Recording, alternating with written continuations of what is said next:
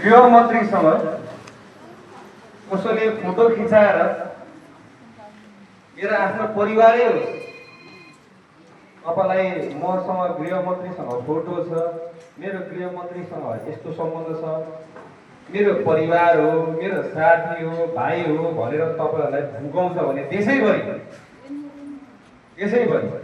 सबसे अझासित उनीहरूलाई कारबाही हुँदैन। बुझ्नुभयो? उनीहरूलाई कारबाही हुँदैन। मेरो आफ्नै परिवार भने गलत गर्छ भने कारबाही हुन्छ। तपाईँले नसोच्नु होला हामी चाहिँ अब त्यो आफ्नो परिवार हुन्छ, साथी हुन्छ, भाइ मसँग फोटो खिचायो होला, ऊ मसँग फोटो खिचायो होला, मसँग गृहमन्त्रीसँग यसरी फोटो खिचाएको छु भनेर गलत गर्दै हिँड्छ भने एकदम राम्रो। तपाईँले प्रहरीमा उजुरी दिनु होला, होइन? नत्र देशैभरि कुनै ठाउँमा तपाईँले 100मा फोन गर्नु होला, गृहमन्त्रीको फोटो देखाएर म परिवार हो भन्दै मलाई ठगेको छ, मलाई धम्काएको छ, मलाई यस्तो गरेको छ, उस्तो गरेको छ, 100मा 100मा मात्र फोन गरिदिनु होला। म 100मा भनिदिन्छु।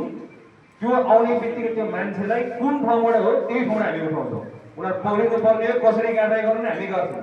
त्यही भएर तपाईँ त्यसमा ढुक्क हुनुहोस्। गृहमन्त्रीले कसैलाई जोगाउँदैन। यो तपाईँलाई म विश्वस्त पार्न चाहन्छु है। त्यही भएर अघि भर्खर मैले देखेँ, एकजना फोटो देखेँ, हाम्रो पार्टीको भए पनि केही फरक पर्दैन। पहिलाको जस्तो समय होइन यो, पहिला जस्तो समय होइन।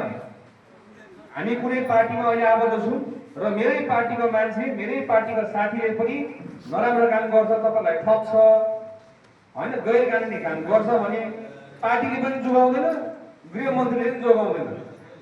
यो चाहिँ सबै मिडियाकर्मी साथीभाइहरूबाट जाओस्, देशैभरि यो फैलोस्।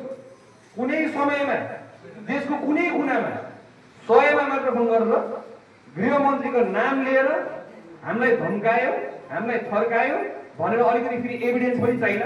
रेकर्डिङ गर्नु मिल्छ, फोन यसरी राखेर भोइस मात्र रेकर्डिङ गरेर पुग्छ, फेरि मैले धम्काएको कहाँ छ भनेर भनिदिनु सक्छ, मैले भनेको कहाँ छ भनेर भन्नु सक्छ। त्यही भएर तपाईँहरूले यसरी गरेर फोन लुकाएर भए पनि भोइस मात्र रेकर्डिङ गरिदियो भने हामीले यहाँ छ भनेर हामीलाई पनि कारबाही गर्नु सजिलो हुन्छ। फेरि मान्छेले यही कुरामा फेरि मिसयुज पनि गरिदिन्छ। बुझ्नुभयो नि? त्यही भएर अलिकति झुक्काएर भए पनि यसरी मोबाइल यसरी राखेर भए पनि तपाईँले रेकर्डिङ गरिदिनु भयो भने मसँग प्रमाण पनि छ। गृहमन्त्रीको नाममा चाहिँ हामीलाई यसरी गरेर धम्काएको छ, गृहमन्त्रीको परिवार हो भनेर भनेको छ, एकदम राम्रो। म आफै कारबाही गर्छु, फोटो खिचेर कारबाही गर्छु। त्यही भएर फरक पर्दैन त्यसमा चाहिँ। त्यही भएर तपाईँ ढुक्क हुनुहोस् है। यसमा चाहिँ तपाईँहरू टेन्सन नलिनु। यहाँ फोटो दिदीले देखायो, म आत्तिएँ भनेर भन्नुपर्छ, यसो गराउनु पर्दैन। यो जमाना गइसक्यो, यस्तो खालको जमानाहरू जहाँ पार्टीको साथीहरू आफ्नो दाजुभाइलाई जोगाउने छ नि, हुँदैन यो अहिलेको समयमा है। ल सुरु गरौँ, अझै बोलौँ।